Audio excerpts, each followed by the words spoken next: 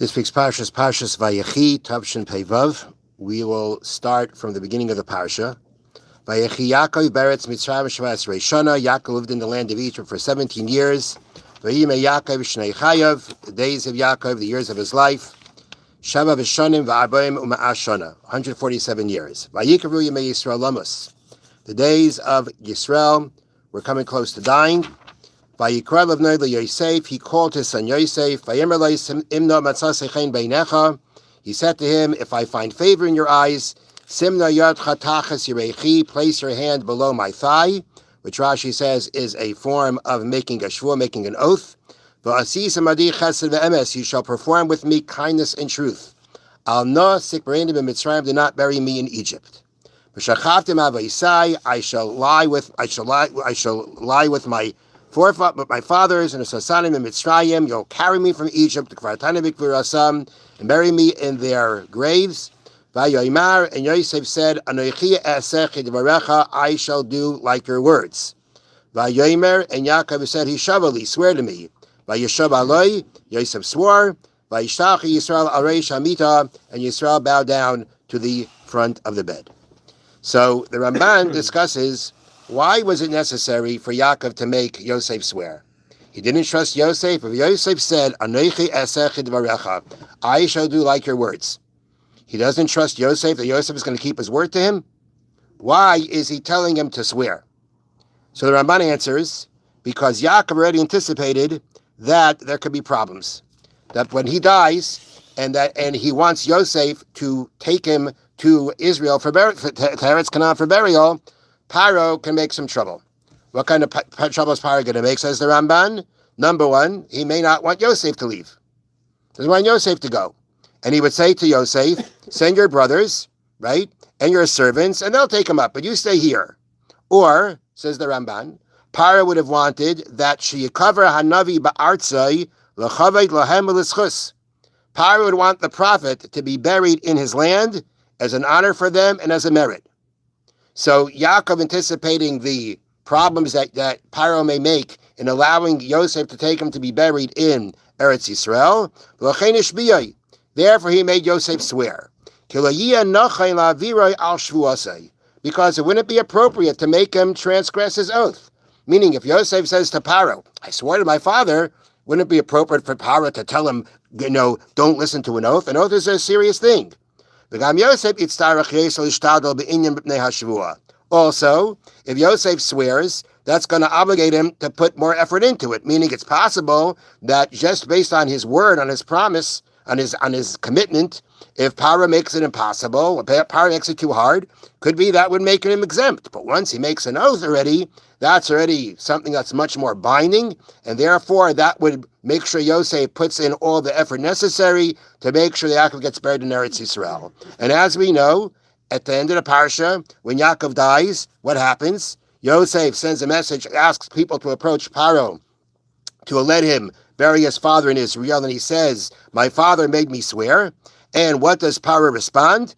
Aleyu kvar asavicha kasher hishbi'echa. Go up and bury your father as he made you swear. Meaning, Paro is clearly saying, okay, I don't have much to do if your father made you swear. So that's how the Ramban learns. The reason for swearing, because Yaakov was already anticipating problems from Paro. But you may be familiar with Rashi and a Gemara in Saita, where Rashi says later on, where Paro said these words, go and bury your father as he made you swear, that actually there was more going on here. And this is depicted in the Gemara in Saita, Lamed Vav, Amid Beis, 36b. The Gemara says like this, Amar Rabbi Chia bar Abba Amar Rabbi Yechanan. Rabbi Chia bar Abba, the son of Abba, saying to Rabbi Yechanan, B'shah she'amar lai Paro leYosef. When Paro said to Yosef, after Yosef interprets his dreams, Uveladecha layarim ish es yadai. No person be other than you shall raise his hand. Meaning Yosef is going to become the practical ruler over Egypt. Amru itztaknine Pharaoh. The astrologers, the wise men of Paro said to him, Evet shelakachai rabbi be'esrim kesef. A slave that was bought by his master for 20 silver pieces. Tam shileo aleinu. He's going to rule over us. Amar lahen, Paro responded, Gnune malchas ani raya bay. Gnune means colors, but it means I see monarchy in him. I see he has the qualities for monarchy. He may have been bought as a slave, but he has the qualities of monarchy. I see it in him. Amrulai. So then the wise men of Paris said to him, Im Kain, if so, Yayidea b'shivim Lashon. He needs to know 70 languages. Right? We know that after the Migdal Bavel, the nations of the world were divided into 70 nations. Each one has its own language. There is this concept that we find throughout of the 70 languages. And if so, he's going to be a ruler, he's got to know 70 languages. That's part of being the ruler in Egypt. Got to know 70 languages. Did Yosef know 70 languages? The Gemara says no, he didn't. But Gavriel v'lim shivim lashon. The angel Gavriel came and taught him all the 70 languages that he was able to know, it. This is alluded to in a pasuk. Okay. Ulamachar, the next day, when Paro spoke to Yosef, the Gemara says, Kalishna de ishtoi Paro bahadei. Whatever language Paro spoke to Yosef in, ahadrle, he responded. Aramaic, Babylonian, Greek, whatever he tried on him, he responded. He knew how to respond. But then the next thing happened. Ishtoi iyu b'Lashon HaKodesh. Now Yosef started talking to Paro b'Lashon HaKodesh in the holy language, in Hebrew, right? Lo hava kayada may hava omar. Paro didn't know what he was talking about. Paro didn't know what he was saying. Omar, okay, so which means, so Paro realizes that now Yosef has something up on him. Omar le agmari, can you teach me this language? Agmari, he started teaching him like Gomar. Didn't go into his head. Couldn't get it. He could not learn the Lashon HaKodesh. Could not learn the holy language. Omar le, at that point, Paro said to him, Ishtabli deloy magalis. Swear to me that you won't reveal this to other people. Ishtavaloi, and he did. Okay, so that's when Yosef first comes out of the pit. He's 30 years old, he comes out of the pit. Now we have fast forward a number of years later, where now Yaakov dies. And Yosef sends a message to Paro that, my father made me swear. Okay, so ki amar lei avi yishbiyani lemar, when the message from Yosef to Paro was sent, my father made me swear, so Paro said to Yosef, Zil itchalash v'asech. Go get an annulment on your oath. Halachically there is such a thing. There's ataras nadarim. You can be shayel on an oath. There's ways of doing it. So Paro said, go get an annulment. Omar lei.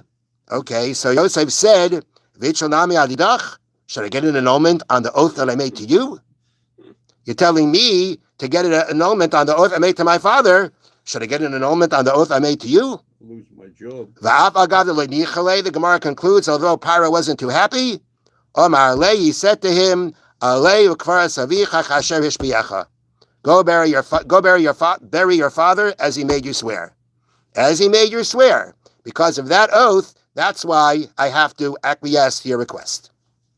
Okay, so that's the Gemara. So the Gemara, adds a little bit more spice to the story about the fact there was this, kind of back and forth between Paro and Yosef Yosef, twists Paro's arm to agree because of the shvuah that Yosef made to Paro, and therefore Paro is forced to allow to acquiesce to Yosef following the shvuah, the oath to his father. Okay, so there's a couple of questions that need to be asked on this Gemara, and perhaps the answer to you will be on your own, you'll figure it out, but let's work it through. Okay, so the first thing is a question that I heard this question in the name of the Chassam Sofer. I did not, have to be honest, I did not see it inside. I'm trying to get hold of it, but I did not see this inside from the Chassam Sofer, but I heard this question. And that is, all right, Paro knew the 70 languages, right? That's what it said. You have to know the 70 languages, right? So Paro knew them, right? Now Yosef comes up with a new one, apparently, or seemingly, right? Seems to be he seems to be coming up with something new. So Paro gets all nervous. So Chassam Sofer asks, I think he asked this, but it's an interesting question. Maybe Yosef made up this language. If you're the expert linguist, right, and you know the 70 languages, you know them already, and now this guy starts talking some kind of I don't know, I'm not going to call it gibberish, but he makes some kind of his own kind of way of talking, who says you should take it serious? It's if there are 70 languages, Paro knows them. Now Yosef comes up with something new. Maybe for 12 years that he sat in jail, he made up a language for himself. Why is Paro taking it so serious? Maybe it's just something really made up by Yosef. You know, he doesn't have to worry that Yosef is going to say, oh, look what I know over Paro. Paro's going to say, it doesn't exist. It's not a language. It's something that he made up. That's question number one. Well, the brothers were. But question number two, though, is the following. And that is that in Parashas Miketz, when the brothers first come down to buy grain, and Yosef accuses them of being spies, and he tells them, bring down your brother. So, and then when Yosef finally tells them, leave one brother here, the rest of you go, bring food back for your families, and then bring back your younger brother. So then a conversation starts between the brothers. Vayeri Shalachiv, one brother says to the other, we were guilty for looking at for our brother pleading with us. We didn't have mercy on him. Reuven says, I told you not to sin against the boy.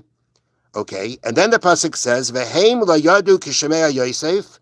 Yosef does not. They don't know that Yosef is listening in. Ki hamelis beinoisam, because the interpreter was between them. Says Rashi. When the brother spoke to Yosef, meaning at this at this junction, there was an interpreter between them who knew Lashon Ivri, the language of the Hebrews, Lashon Mitzri, the language of the Egyptians. And therefore, when they would want to say something to Yosef, the interpreter would interpret it for Yosef. The words of Yosef would be interpreted to them. Therefore, they thought they can talk amongst themselves in front of Yosef.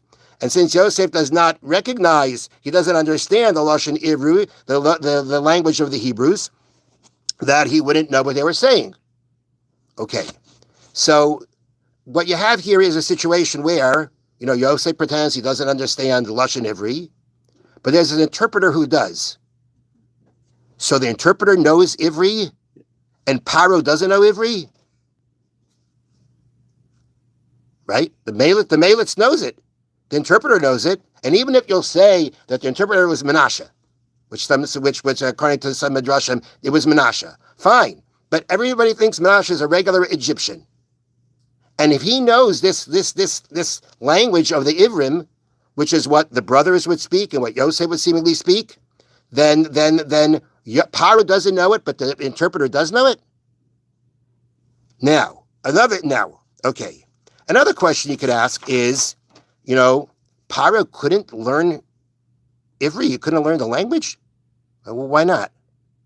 I mean, there are plenty of people who, probably aren't Jewish and they can speak Hebrew, or they can even open up a Chumash and understand the words. So what was the problem that Paro could not get this language? He knew 7 of the other ones, but this one just couldn't go. How do you understand that? So the Chassam Sefer gives an answer. And again, this is an answer that I heard. I did not see it inside, but I will try to explain it as best as I can.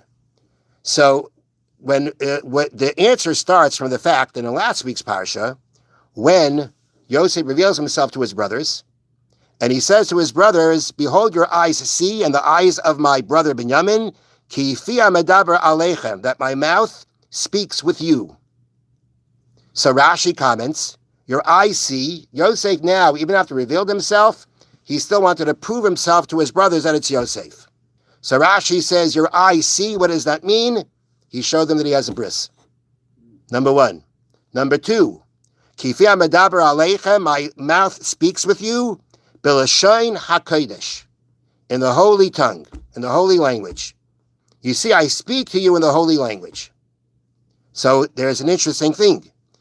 When Rashi told us about the interpreter, and he talked about the language that the brothers were speaking, and he was interpreting, and the interpreter was interpreting for Paro, what does Rashi call that? Lashon Ivri. Was it Lashon Ivri? And here, when Yosef is trying to show the brothers, look at the language that I speak, and it must be that I'm your brother Yosef, what do we call it? Lashon HaKodesh, the holy tongue, the holy language. So there's two things here, says Chacham Sefer. We have two things. There was a Lashon Ivri. There was a language of Ivri. Was it a language specifically of the Abrahamic tribe? Was it something about that area? But there was a Lashon Ivri, which is what we would call Hebrew. There was that Lashon. And it was a Lashon, and that Lashon, that was a language, a Lashon Ivri. There was a Hebrew language. There was a language of the Ivrim. And that was a language that the interpreter knew. And you know who else knew it? Paro knew it. Paro knew that language. He knew the Lashon Ivri. And Yosef was pretending that he didn't know the Lashon Ivri, because he didn't want them to in any way suspect that it's Yosef, or he wanted to listen into what they said. But there's a Lashon Ivri. And that Lashon Ivri, Paro knew. The thing is that when Yosef spoke to Paro, you know what he spoke to him, the Gemara says? What was the wording of the Gemara? The Gemara says, Ishtoi iyu b'Lashon HaKodesh. Yosef spoke to Paro in the Lashon HaKodesh. So what is that Lashon HaKodesh? The Lashon HaKodesh is definitely based on Ivri, right? It is based on Ivri. It has Ivri in it, but it takes Ivri to a whole different level. The Lashon HaKodesh, the Lashon of the Torah, is a Lashon, right? That again, there's a simple interpretation. You read, if you know Hebrew, you'll be able to read it and know it. But we know that there is tremendous depth to the Torah. There are so many different levels and ways of interpreting the Torah. You have Pshat, you have Darash, you have Gematria, numerology, you have Seid, you have secret, you have Api Kabbalah. You have so many different levels of understanding. And not only that, we know that there are so many laws that we derive from the words of the Torah. An extra letter, an extra word, different formations of the word. There's so much of what we call Torah Shabbal Peh that the sages derived from the words of the Torah. All that is because the language of the Torah, the Lashon HaKodesh, the holy language, is, yes, there's Hebrew, there's Ivri in it, there's Hebrew in it, but when you speak it in the Lashon HaKodesh, in the form, the construct of Lashon HaKodesh, the construct of the holy language, means that this language has a whole different depth to it. It's a higher level of the Ivri, but it has layers and layers of depth that are unique to what's called Lashon HaKodesh. That's called the holy tongue. And therefore, the holy language. And therefore, so, when Yosef spoke to Paro, what is it that he spoke to him in? Lashon HaKodesh, in the holy tongue. So, what that would mean, again, as best as I can explain it, is that when Yosef spoke to Paro, he intentionally spoke to Paro in Lashon HaKodesh. He especially spoke to Paro in the construct of Ivri, which was the holy language. And he spoke to him in a way that Paro sensed that Yosef is talking to him, but there's a lot more there in his words. There's a lot more layers, a lot more depth to Yosef's words. And that was something that he wasn't able to do. He wasn't able to do that. So he said, teach me. Yosef tries, can't do it. Why can't he do it? Because if you really want to internalize Lashon HaKodesh, you want to be able to speak Lashon HaKodesh, you know what you have to be? You have to be Kodesh. You have to be holy. A holy person is able to speak in the Lashon HaKodesh. Of course, that construct is related to Hebrew. It's related to Ivri. But to be able to take that construct and to construct it into the Lashon HaKodesh, the holy language, that is something that Paro realized he can't do, because you have to be holy to do that. Therefore, he made Yosef swear. And now, what was the other question we had? So we had a question of, why didn't Paro understand? We answered that. We had a question, why didn't Paro think that Yosef was just making up a language? Because Paro understood. He knew Ivri, he knew Hebrew, and he knew that this language was based off it, or was a different construct of it. But he recognized it's not just something that it's number 71 completely. He's making up something that has no connection to anything else. It was a higher form of Ivri. He understood that. But he also understood it was a higher form. And when eventually he realized he's not going to be able to do that, he made Yosef swear. And the third question was, What about the Melitz, the interpreter? The answer is the interpreter wasn't speaking Lashon HaKodesh. When the brothers were speaking to Yosef, they weren't using the holy language to speak to him. They were using the Ivri. They were using their regular language, and therefore there was no question why you can have an interpreter who knows it. Yes, Paro knew it too. But the point is, then they were speaking Ivri, which is not the same thing as Lashon HaKodesh. So therefore, according to this explanation about that we have the Lashon Ivri and the Lashon HaKodesh and the holy language, now we're able to answer our questions on that Gemara. Now, we're completing the fast of Asar B'Tevis, 10th day of Tevis. If you look in Shulchan Aruch, there are two other fasts that precede the 10th of Tevis. They are the fasts of the 8th of Tevis and the 9th of Tevis. And these fasts are not fasts that are obligatory on the community, but they are fasts that certain righteous individual would keep, and the Shulchan Aruch brings it down. Now, what is the fast of the Ches of Tevis? So the fast of the 9th of Tevis is the fact that it's brought down in different sources. The Gemara in Megillah, I think it's Gemara Megillah brings it down. There is something called Masechah Sofer that brings it down. There is also Megillah's Tainus that brings it down. Megillah's Tainus was not incorporated into the Mishnah, but it's from the sages of the Mishnah and the Talmud, and it's a record of all the different times that the sages instituted that it's a day that's not for fasting. And one of them mentioned is Ches Tevis, is the 8th of Tevis, and the wording there is what happened in the Ches Tevis on the 8th of Tevis. Nichtava Torah Yavanis b'mei Talmai. In the times of King Talmai, the Torah was translated into Greek. Darkness came to the world in 3 days. Okay? Maybe you're familiar with the Gemara, and it talks about how he put them all in separate rooms. He told each one to translate the Torah, and each one came out with the exact same translation, with the exact same changes, in order to make sure that Talmai should not make problems with certain things. And the Torah was translated into Yavanis, and that's what we call, I believe it's called the Septuagint. That's what it's called. That's the Greek translation. And the Megillah's Tainus describes those days that took place, that darkness came down. It was dark time it was a dark time when that happened. When the Torah was translated into Greek, dark. What was so dark about it? The Torah was translated. We know there are other times the Torah was translated. When at the end of Devarim, the Jewish people are told that before they go into the land of Israel, they're supposed to take 12 stones, supposed to write the Torah on it, Ber Hetev, which Rashi says means 70 languages. You know, there was already it already was translated. It wasn't left that way, but it's translated. What exactly is the darkness here of the translation?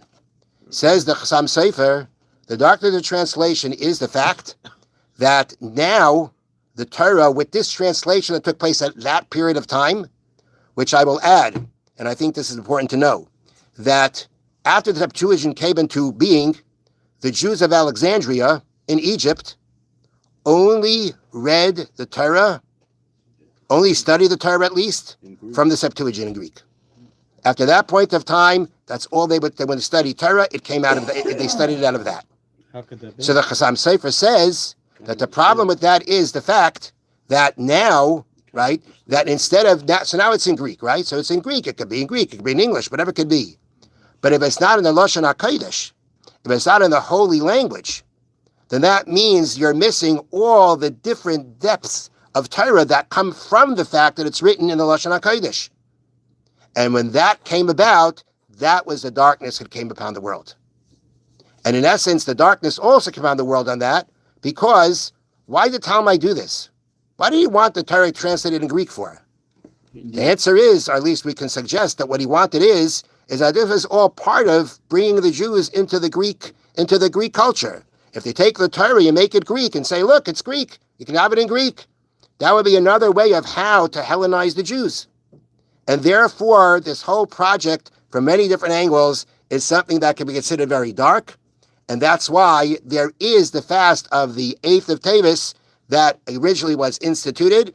But again, the way it's brought down in halacha is that it's not obligatory about everyone, but it was one of those fasts. It was a fast that righteous people used to keep. Chanami Akasha Oimer, it's